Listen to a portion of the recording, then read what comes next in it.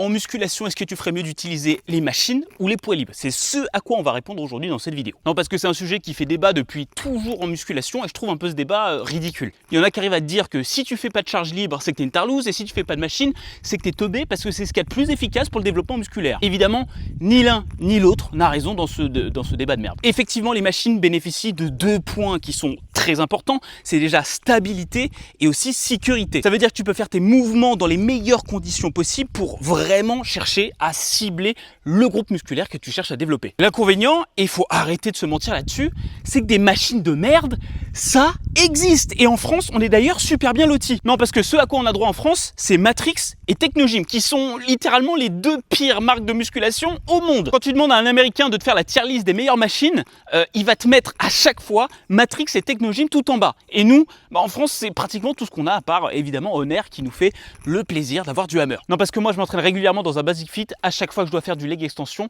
j'ai envie de me défenestrer. Bon, évidemment je fais des généralités et que dans chaque marque on trouve des bonnes et des mauvaises machines, on s'entend.